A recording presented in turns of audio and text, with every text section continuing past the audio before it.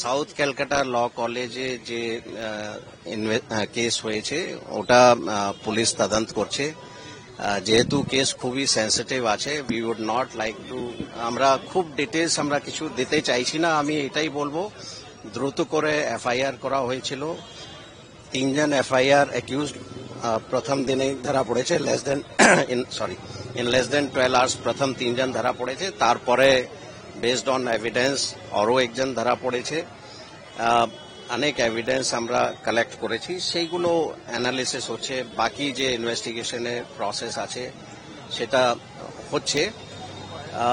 শুধু আজকে কিন্তু একটা ইম্পর্ট্যান্ট ইস্যু আমি সবাইকে রিকোয়েস্ট করব, থ্রু মিডিয়া এটা বলতে চাইব, ভিকটিমের আইডেন্টিটি খুবই গুরুত্বপূর্ণ আছে, সেন্সিটিভ ইস্যু আছে।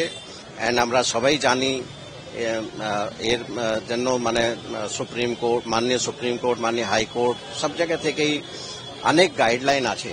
And as a citizen we should respect, আমরা রেসপেক্ট আমাদেরকে করতে শিখতে হবে, যাতে ওই মহিলার আইডেন্টিটি কেউ রিভিল না করে যে কোনো প্ল্যাটফর্মে, either in media or otherwise on any social platform. তো কলকাতা পুলিশের তরফ থেকে আমাদের এই আবেদনটা থাকবে, যাতে মহিলার আইডেন্টিটি কোনোভাবে কেউ কোনো প্ল্যাটফর্মে যাতে শেয়ার না করেন। এই ব্যাপারে আমরা আজকে একটা কলকাতা পুলিশের তরফ থেকে একটা টুইট দেওয়া হয়েছে, কাইন্ডলি দেখে নেবেন। অ্যান্ড মিডিয়ার জন্য আমার রিকোয়েস্ট থাকবে, কোনোভাবে কেউ এটা যদি যাতে চেষ্টা না করে, এই মেসেজটা আপনারা একটু স্প্রেড করে দেবেন।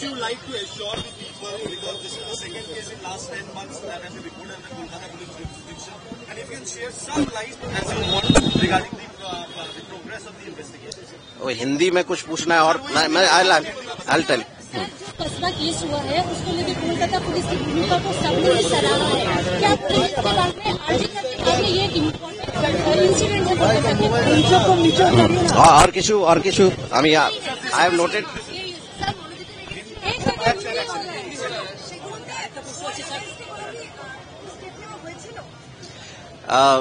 যেহেতু কেস খুব সেন্সিটিভ আছে, তো কেসের ইনভেস্টিগেশন ডিটেলস আমি বলতে চাইছি না এই মুহূর্তে।